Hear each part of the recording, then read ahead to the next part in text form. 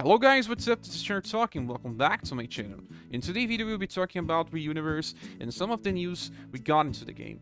As you can see here, we have this Ultra DX or Ultra Deluxe Summon banner, and this is something new. This is being introduced with the SS Revere Death style. It's interesting to talk about this because this type of banner is different from the past ones we had in the past, different from the ward or seasonal banners, so it's worth discussing before you summon.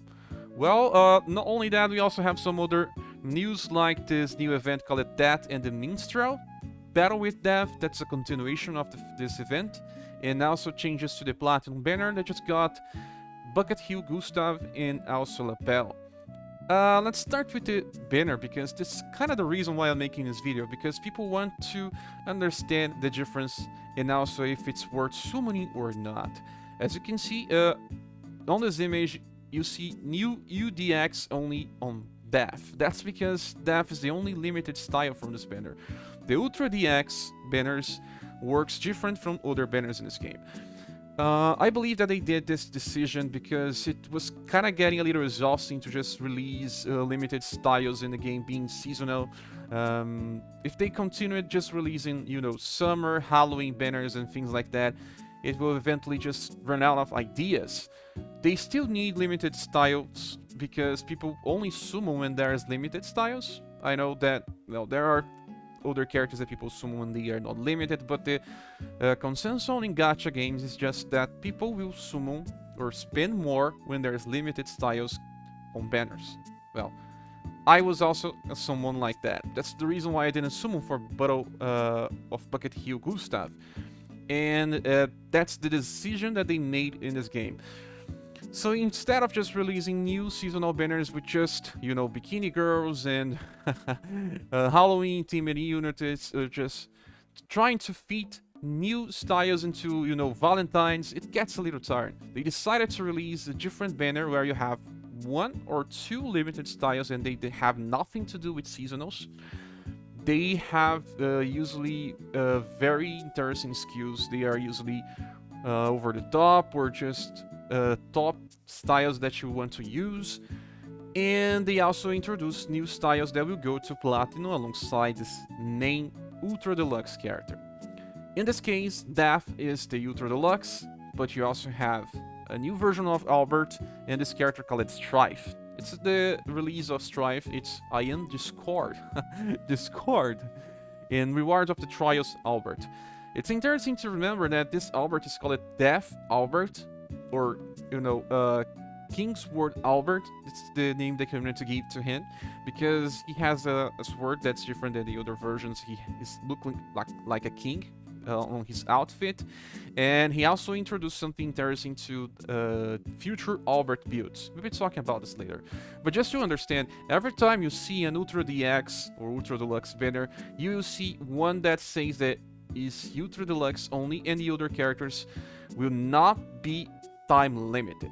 Albert and Strife will get added to the Platinum pools. So it's sometimes an interesting idea to wait, but on the same guards, maybe it's a good time to summon for them, because after they go to the Platinum banners, you won't have many chances of getting them. Unless you have patience or just don't mind about getting the character right now, you can still get by, you know, Platinum or special tickets from celebrations, because they will always be included, but it may take you months and months to get a character like this to come. Just like I still don't have some characters from release, like I still don't have Wagner's. Wagner's was released very close to release, is a Platinum style, and I still don't have it. So for those that want save gens, they can just skip and hope for a future time where they can get these characters if they don't want the Ultra Deluxe character. Okay, so now I want to explain something about Ultra Deluxe Death and why I'll be skipping this banner, because I don't have many gens, so I have to make decisions that will affect how I play the game in the future. There are banners where I want 4 different styles. This one has 3. There's a little more value than summoning for 2. While the 3 characters have some interesting things, I don't think that they are all worth summoning right now. And now that we are here on SaGa, we can see the first S style is a Corbo on the event. There is this SS that we can summon now, the Ultra Deluxe, and a future style that is also an Ultra Deluxe, so it's very hard to chase the two styles of death because they are pretty limited. The status of Ultra Deluxe characters are always very high.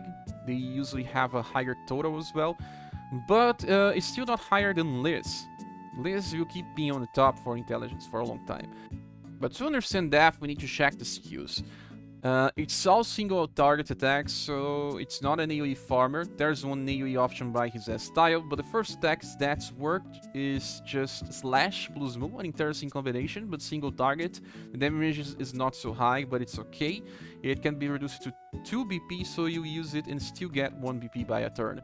Life Drain is just the same skill that you can use with Rouge, but a little better. I think it's a different style. And Death Sizzle is his selling point. It's a triple S moon damage, very high potential, 63 modifier, and it's indirect attack, but 14 BP cost. You know, 14 is only able to be reduced to 11, and you cannot use this on turn 1. So you have to think well with your squad when you want to use Death on turn 2. You still have a chance to use a skill on turn 1 by inheritance, but that size, still a very powerful attack, is not easy to use for farming. Unless, you know, you can use fast on turn 1, so you can guarantee that your death will not attack on turn 1, and then on turn 2 you want to kill a target that has very high HP, or you just want to clear it fast. I believe it's easier to use this with the Rainbow Rangers formation if you can finish the first wave with Barthélemy, and then Barthélemy also has dark damage on the first turn, so it kind of matches by using both together. So a very powerful skill, but cannot be used on turn 1. Now about his passives. He can increase BP by 40% when he attacks. There's 10% increase on dark damage and 15% increase on all times. It's interesting that it's 15 on all times, but only 10 by dark, because he can do different damage by Death's Word and also by inheritance. Well, let's just check the inheritance so you can compare. Let's click here by style. His style has 2 different skills that you may want to inherit, and it's also one of the best styles that you can get access in this game. The Poison Bog is an AoE attack that can poison with a small chance. That's a problem, but it uses 7 BP. You cannot use it twice in a row if you are using it from turn 1 and turn 2, but if you are using like Barthélemy and you finish the first wave, you can still use this twice. But deep power, 13 modifier is not so bad, and may be interesting for some situations, especially on events where some enemies have low, very high HP and low resistance to, or just no resistance against poison. So much intelligence with his UDX style will be helpful into landing poison, but the S style itself will be hard to inflict poison if the enemy has very high will. Death Hand is the third skill, and this one is very interesting. We need to click here to understand it fully, so let's just go there.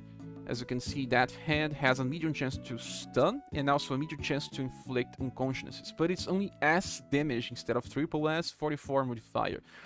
In 45 modifier, you already get double S power, so the difference is minimal. A very interesting attack to be used on turn 1 if you want to kill a target with very high HP on turn 1. It may still be enough to insta-kill most targets in the game if you are using this with Ultra Deluxe Death. Even the S Death can still get this to land because, well, it's medium chance. Although the S style doesn't have much intelligence, as you can see here, only 48. The competition for Death is also a character that just got released in December, that is Princess Ray. Princess Ray also inflicts unconsciousnesses, but it's not this version of Ray. Let's change this one here. It only has a small chance in direct attack. SS 48 modifier, it can be reduced to 8 BP cost, so that's pretty awesome for those that can still use this twice in a fight for, you know, farming, especially if you are using a character that can finish wave 1 and she can use Reaper twice in a row. And even if it's small, she still lands it very frequently. She gets 88% intelligence, so it's not so bad, even 17 bonus. So that's her competition. If you already have Princess Ray. You really don't need death, even if it says huge chance to inflict unconsciousnesses. It's kind of overpowered, kind of overkill. You can still just use Princess Ray for a while and just wait for the return of death, or just skip death entirely as a character. Ray will get a future style that gives her 3 attacks that will try to insta-kill a target. You can see here, actually, it's a random chance of 1 to 3, and it's small, C power, and it can be even more useful than death. I don't know. So, in my opinion, I will be skipping death because I already have Ray, and I don't need another unconscious character. And speaking about unconsciousnesses, there's another character here in this banner that uses it, and it's Albert, the Kingsword Albert, or Death Albert, just like the community says. It's a very interesting Albert since it's very offensive, not like any of the other styles. The A style is offensive, but who uses A styles? This starts with a new build for Albert that can insta-kill targets, and it's an amazing build. As you can see that he does not have much intelligence itself, so there are some problems with inflicting unconsciousnesses, but can be fixed by some other strategy. I'll be talking about in the future when I do a full review on this. But it uses Stun Undine or Volcano, free style that you can farm in the future. And there's other characters that can also debuff Will, but we'll be talking about this later. And so, what makes this Albert so interesting, it's not this one, we have to change, is the attack Kingsword. That comes from the name that community says, Kingsword Albert.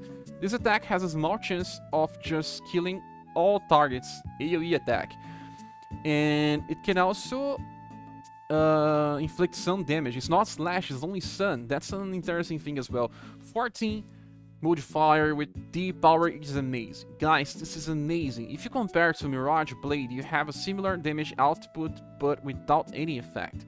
So if you have an effect with the skill that has a lower cost and it can also insta-kill, this is amazing. This is the start of the new AoE attacks that have lower cost and more utility. The first attack is a fast attack that is something that also proves to be in the way of this Albert. It's hard to just build an Albert. He can use Kingsword 2 times, and then he will just use Falcon Slash. He does not have a way to use this 3 times in a row.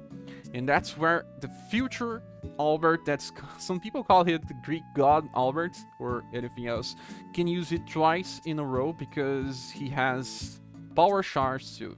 So 6 plus 6 plus 6 gets 18 BP, and it's 18 BP is enough to use it 3 times in a row.